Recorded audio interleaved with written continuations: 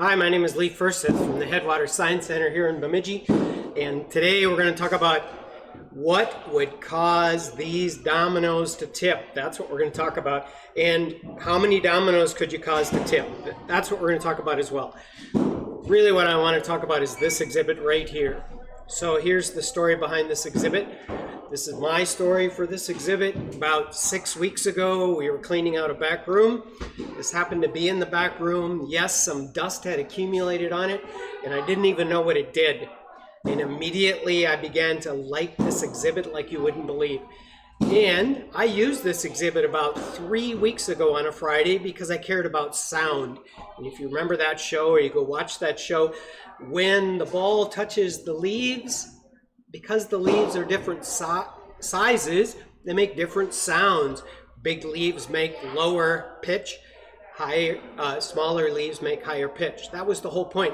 But I didn't talk about the other thing that's really cool about this exhibit. This exhibit, the makers of this exhibit, figured out how to position the leaves so that once just a little bit of energy is applied to the ball, in fact it's angled, you don't even have to push it, the ball will go down all the leaves with the power of gravity. It'll just be gravity that pulls it.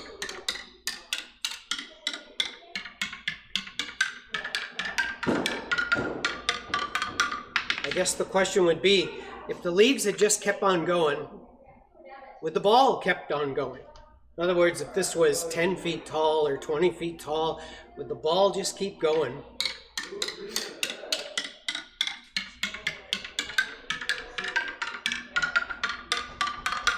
It's just right at the right angle to make them all go. I like it when 2 or 3 or 4 people get around this exhibit and they decide to try to do all the balls at once, which is kind of fun to do. Make sure that doesn't bounce out. Yes, that would be sad. It could get our dominoes. Stay away from my dominoes. That's interesting. That one wasn't quite right angle to send. That's what that exhibit is all about. There's just enough energy on each one of the leaves to make it all the way to the bottom. So Newton's law is a thing in motion tends to stay in motion. Even more accurately here would be a thing that's not in motion tends to stay not in motion. In other words, it's not moving. So speaking of Newton, here's another one of, well, I don't know if he gets credit for all of this, but this is called the Newton's cradle. There are 5 balls that are suspended. They're suspended in just a way that when you start one ball, well, I'll just show you what happens.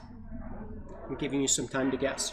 I'm just going to pull this ball back and let go. I'm avoiding those dominoes because we're going to talk about those dominoes.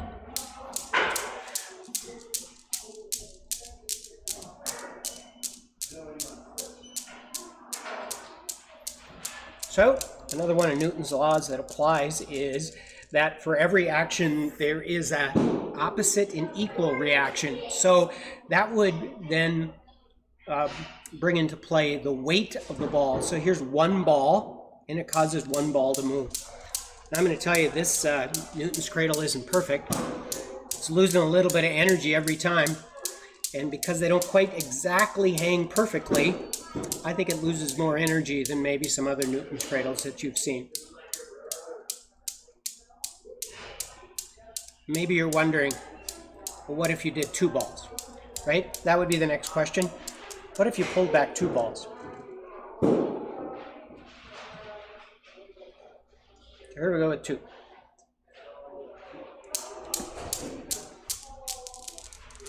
Wow, that wasn't perfect, but you did get to see what it's going to look like. Let's try it again.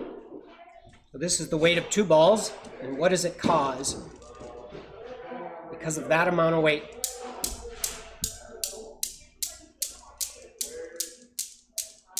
Just before we go on to what maybe is your next question, why did I bring up 2 of them?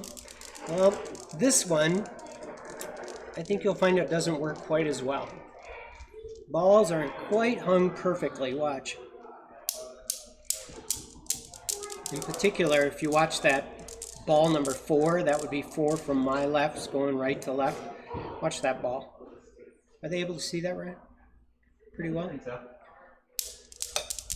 Yeah, it's that ball right there.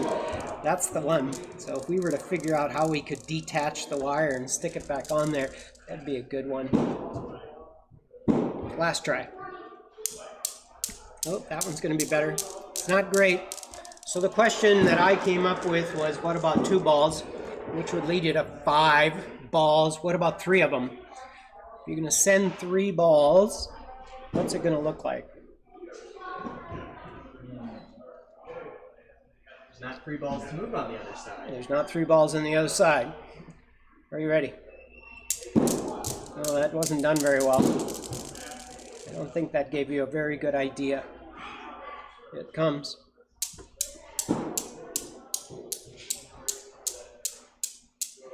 So, 3 balls cause 3 balls. It's kind of like that middle one gets to go both ways.